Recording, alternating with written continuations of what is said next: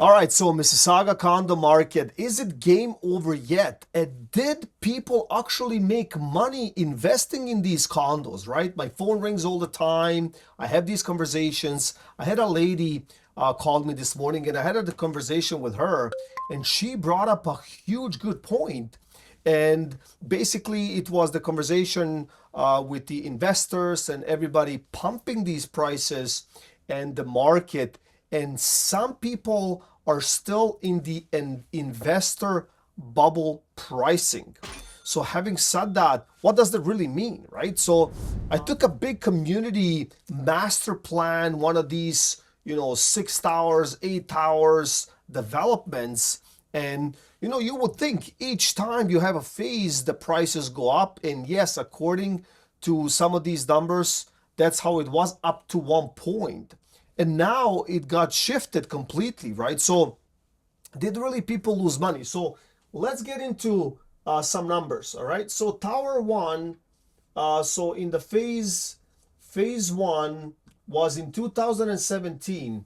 And I remember driving by, walking into the office and all of that, talking to these salespeople, and they were selling on average these condos for $660 per foot. And at the time in 2017, it was not ridiculous, but it was high, right? But however, brand new construction and all of that stuff, exciting, a master plan and new development and whatnot, right? So we're talking about a 750 square foot condo with a 2 bedroom, 2 bathroom, work parking spot, and a locker. So if we take all of this into consideration, so the purchase price of this property was somewhere in $500,000. Oops, $500,000 range. All right, so $500,000 in 2017.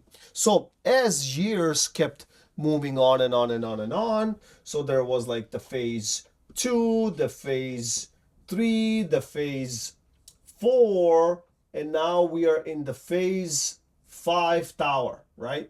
Which is very, very interesting.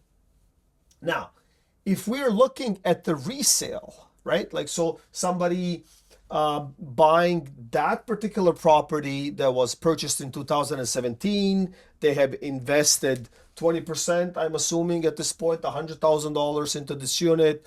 They were writing, what is it now? We're talking seven years, because it took 7 years for this tower to get the in 2024, get the occupancy, for all of these buyers to get title, to pay the HSTs and the transfers and all of that stuff.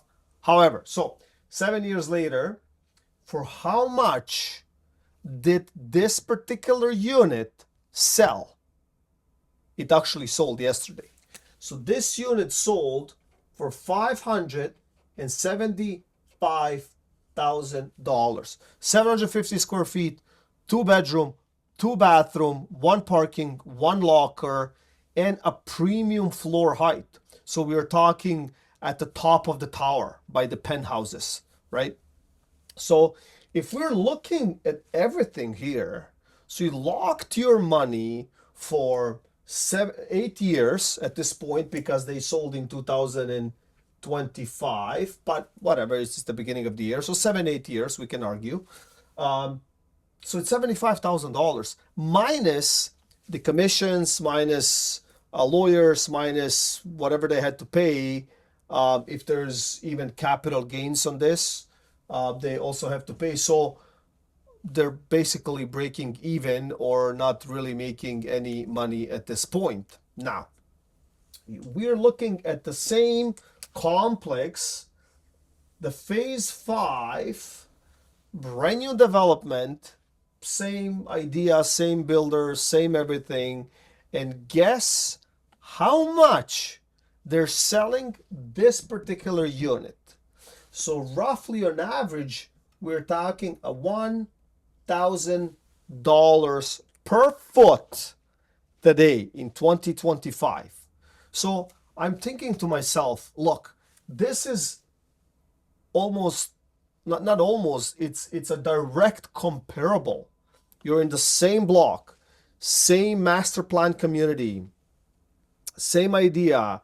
The building is brand new, taken occupation, is not an assignment sale, like so many things. You're not locking your money for the next 3, 5, 7 years by the time they complete this tower.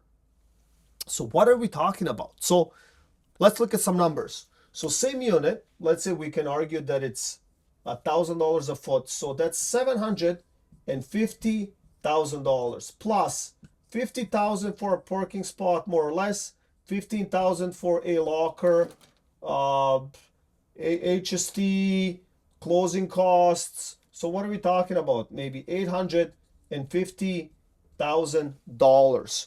So if you go today and if you buy this unit, which is, by the way, not selling, if you buy it from the phase 5, what are you hoping for? I don't understand.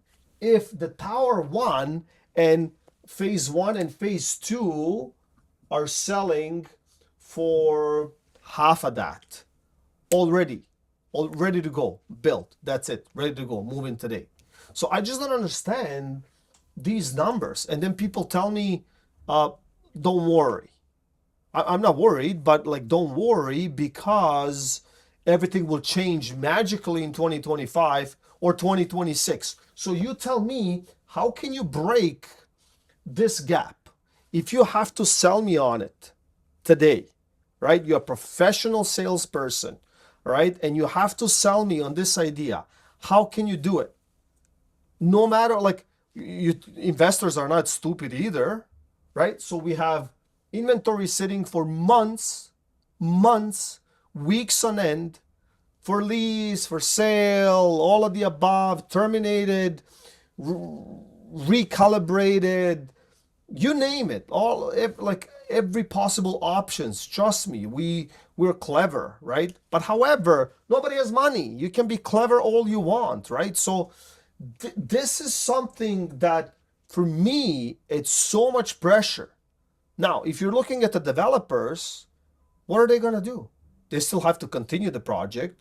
We all know, I don't know exactly, but 75 or 70% of sold units will translate into the project moving further and all of that stuff. Now, people generally believe, well, they have to do it. No, they don't have to do it. If they don't sell it, they can just stop the project, right? It happened all across Toronto GTA, in every town, in every city, right? We even had developers belly up. We had developers going bankrupt, right? That couldn't even finish the towers, right? And all of that stuff. So without getting into further ado, explain this to me. Very simple math, right? You can purchase it today for $575 to $600, whatever the case is, and I can take you to a brand new development. You have to wait for years in order to get the same thing for, what is that, $850? It just doesn't make any sense. And then people are hoping for a better tomorrow until we level out everything properly. So the gap here, right, that peak that we have seen from 2020 to 2022, and all the investors, and some people brought up good points on the channel in the comments and all of that stuff. I don't know if you're reading the comments, but it's amazing. Like, I have some amazing comments down there, right? So they're saying, like, look, the bull trap, it takes years to build up. So all of this was built from 2017 and 2018 and 19 and 2020, and it kept going on, 21, 22, and on and on and on and on, until we got to a point where we have a tower that's averaging more than $1,000 a foot in Mississauga, which is a suburb of Toronto, and they're crickets. They're sitting empty.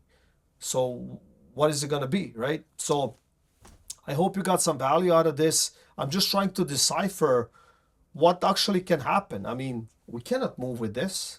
It's either we have to level off, or something has to happen. So I appreciate you watching. You can click on any of my next videos on the channel, and I will see you in the next one.